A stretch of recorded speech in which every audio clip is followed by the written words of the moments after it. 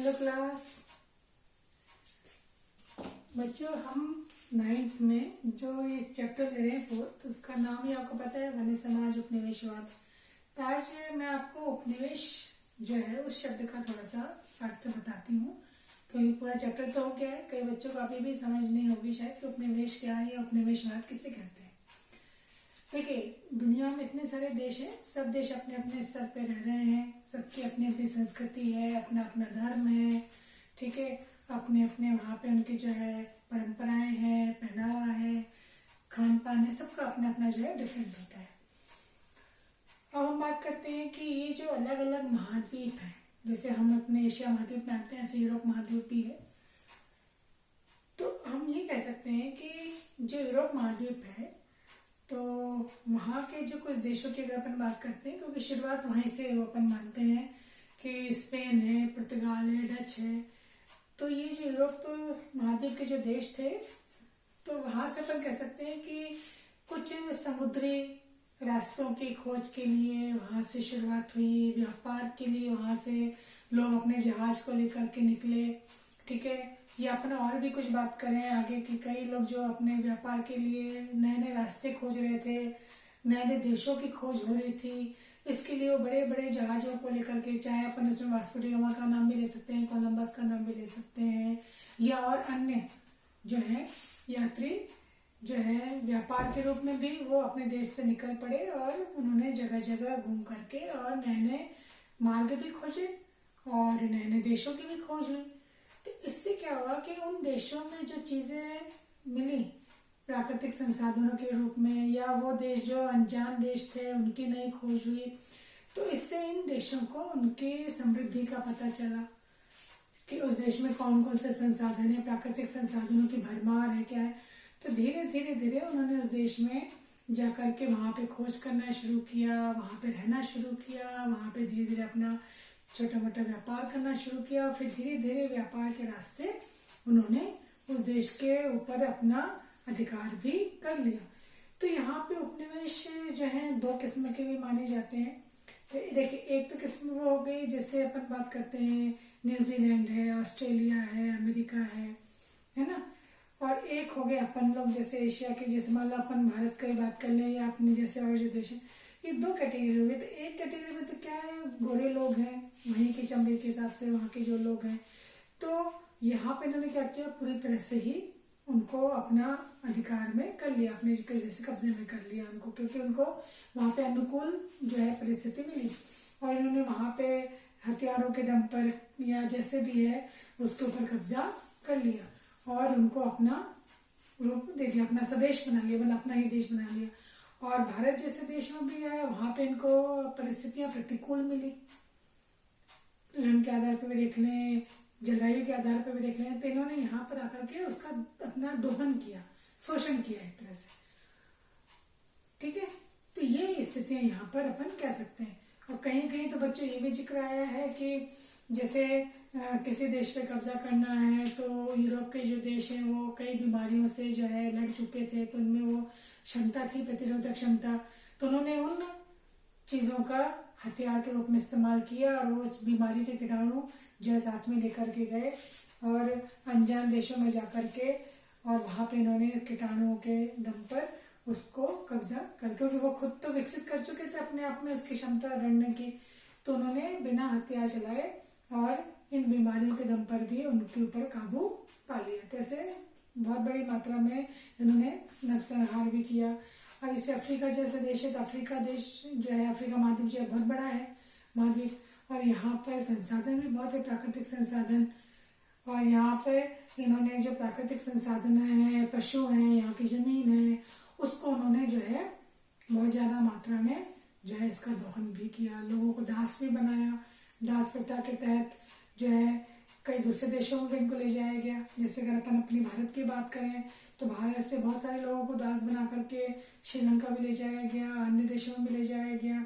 उनको एक अनुबंध के तहत जो है बांध दिया जाता था, और वहाँ जाकर के फिर इनको पता चलता था, समुद्री रास्ते से चले जाते थे कि वहाँ तो परिस्थितियाँ बिल्कुल ही अलग है, पर वो भागने की कोशिश करते तो उनके साथ भी जो है अत्याचार किया जाता था, क्योंकि इनके पास कोई रास्ता ही नहीं था।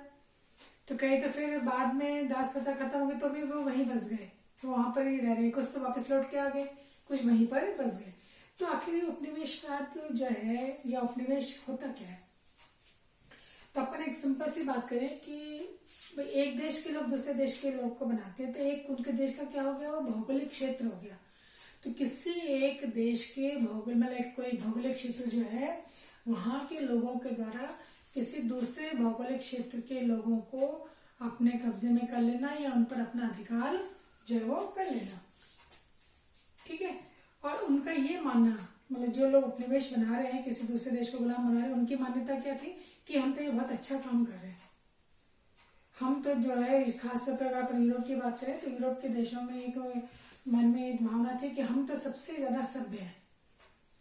दुनिया में जितने भी देश हैं उसमें सबसे ज्यादा सभ्य हम हैं, और सभ्यता का प्रसार करना वो हमारी जिम्मेदारी है। क्योंकि दुनिया के वाकई मतलब जो देश हैं ये सब जंगली है, बर्बर है, तो इनको हमको सभ्य बनाना पड़ेगा। सभ्य बनाने के लिए हमको उनके देश में जाना पड़ेगा,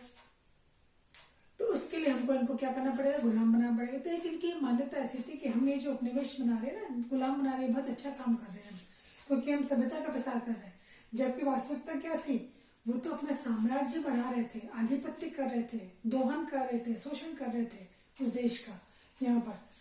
तो इसका संबंध साम्राज्यवाद से ज्यादा है, क्योंकि साम्राज्यवाद में क्या होता है, किसी दूसरे के साम्राज्य पर अधिकार कर लिया जाता है, उसकी जमीन पर अधिकार जो है वो कर लिया जाता है। तो ये स्थितियां उपनिवेश को जो है बताती हैं। और उपनिवेश बनाने का इतिहास 15वीं सदी से चला आ रहा है, और अभी भी कहीं कहीं हम इसके उदाहरण जो है वो देखते हैं।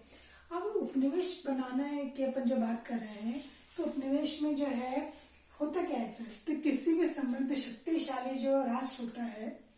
मतलब जो राष्ट्र बहुत शक्तिशाली है, समृद्ध है, हथियारों से भी समृद्ध है वो, ठीक है, और उसके पास ताकत भी है, सेना भी है और पैसा भी है, समृद्धि है। तो किसी समृद्ध और शक्तिशाली राष्ट्र द्वारा अपने विभिन्न हितों को साधने के लिए, हो सकता है वो अपनी जनता को और जनसंख्या वृद्धि तो कहीं बसाना चाहता हो, अपना व्यापार बढ़ाना चाहता हो, अपने लिए जो है कहीं किसी देश में सोना बहुत है तो सोना लाना चाहता हो अपने देश में, कहीं किसी देश में मसाले हैं उनके कब्जा करना चाहता है, किसी देश में कोई और चीज है। तो अपने बहुत सारे हितों को साधने के लिए वो क्या करते हैं, किसी निर्बल मतलब कमजोर जो देश है, पर वहां पे प्राकृतिक संसाधन बहुत है, जैसे अपन अभी अफ्रीका के महाद्वीप की बात की थी कि इसमें बहुत प्राकृतिक जानवर पशु भी वहां बहुत ज्यादा थे, जमीन भी वहां पे बहुत ज्यादा थी, तो उस पर कब्जा कर लेना। तो किसी निर्बल कितने प्राकृतिक संसाधनों के से जो परिपूर्ण है राष्ट्र, उसके संसाधन पर शक्ति के बल पर जो है अधिकार कर लेना। मतलब एक तरह से सीधे साधे शब्दों में कहते हैं, किसी अमीर ताकतवर देश का किसी गरीब किंतु प्राकृतिक संसाधनों से भरपूर देश के ऊपर जो है अधिकार कर लेना। तो जो उपनिवेश बनता है देश, जो दास बन जाता है देश गुलाम, तो वहां पे जनता जो होती है विदेशी राष्ट्र के द्वारा शासित होती है, उसके पास अपने खुद के कोई भी राजनीतिक अधिकार नहीं होते, सब संचालन शासन का किसके द्वारा होता है, जो उपनिवेश बनाता है। तो एक तरह से अपन क्या होता है इसमें कि निर्बल राष्ट्र का शोषण किया जाता है। जैसे कि आप इस चैप्टर में देख चुके हैं वनों की कैसे इन्होंने अंधाधुंध कटाई की थी, पशुओं का अंधाधुंध जो है मारा था। तो ये क्या हो रहा है, शोषित हो रहा है, क्या अपने फायदे के लिए, क्योंकि इनको लकड़ी वहां चाहिए अपने देश के लिए, तो यहाँ पे पेड़ काटे जाओ। तो ऐसे क्या करते हैं, ये हर चीज का जो है जो यहाँ पे दोहन करते हैं। तो इसका कारण क्या है, उपनिवेश क्यों बनाए जाते हैं? तो उपनिवेश बनाने एक तो अपन कहते हैं लाभ कमाना है, लालच हो जाता है क्या उस देश में इतनी सारी चीजें ले लो अपने कब्जे में, वो तो निर्भर राष्ट्र है, ठीक है, उसके पास ताकत ही नहीं हमसे लड़ने की, तो हमारा सामने नहीं कर पाएगा, हम उसके सारे संसाधनों पे कब्जा कर लेंगे। तो एक तो लाभ कमाने की लालसा, एक दूसरा इनके मन में ये भावना जो अभी मैंने बताया आपको सभ्यता की, कि सभ्यता का प्रसार करेंगे हम तो, क्योंकि वो लोग असभ्य है। तो एक भावना ये साम्राज्यवाद, साम्राज्य बढ़ाना है यहाँ पर, ठीक है। फिर अपने धर्म का प्रचार प्रसार, ईसाई धर्म का प्रचार प्रसार करना है उनको, उन देशों में वहां का धर्म हटा करके अपना धर्म जो थोपना उनके ऊपर। तो इस तरह की, और संसाधनों का दोहन तो ही उनका जो है उस पर कब्जा कर लेना, ये कारण है यहाँ पर। तो ये जो स्पेन, पुर्तगाल, डच या और जो यूरोपीय शक्तियां थी, तो इन्होंने क्या किया, अपन कह सकते हैं कि और वजह क्या थी, एक तो उनको उन देशों से कच्चा माल मिल रहा है, फिर उस कच्चे माल से जो तैयार माल बना रहे हैं वो भी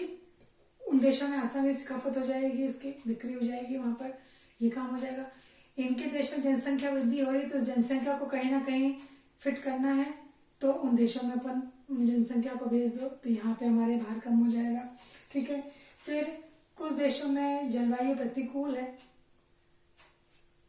ठीक है, तो उस जलवायु में वहां पर जो चीजें पैदा हो रही हैं वो अपने देश में मंगा लेना, और जहाँ अनुकूल जलवायु वहीं पे बस जाना। तो ऐसे बहुत सारे इनकी जो है यहाँ पर चीजें, समृद्धि की लालसा तो थी इनकी। तो वही मैंने जो आपको बताया कि उपनिवेश दो किस्म के होते थे। एक तो जहाँ पे इनको अपने उपयुक्त चीजें मिलती थी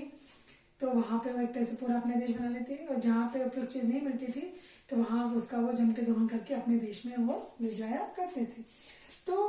यूरोपीय अगर अपन देखें इन्होंने जो उपनिवेश बनाए तो वही बात है, नवीन देशों की खोज करनी है तो समुद्री रास्ते से नाविक निकल रहे हैं अपने बड़े बड़े जहाज लेकर के, और नए नए देशों की खोज कर रहे हैं, वहां अपना व्यापार जमा रहे हैं। व्यापार के जरिए धीरे धीरे धीरे फिर शासक भी आ गए, वहां पर उन्होंने अपना शासन यहाँ पर जमा लिया। तो व्यापारिक समृद्धि के लिए, अपने व्यापारिक हितों के लिए, धन के प्रचार के लिए, इन सब के लिए मुख्यतः क्या किए जाते थे, उपनिवेश बनाए जाते थे। और फिर जमकर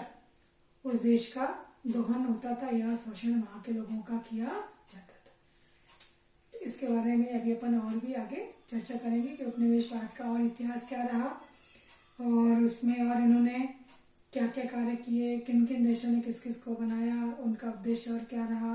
भारत के संदर्भ में भी अपन पढ़ चुके हैं, इस संबंध में अपन और भी आगे चर्चा करेंगे। तब आपको समझ में आ गया होगा बच्चों उपनिवेश क्या होता है, उपनिवेशवाद की स्थिति क्या होती है,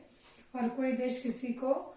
जो है किस तरह से उसके साथ व्यवहार करता है, वो उपनिवेश को,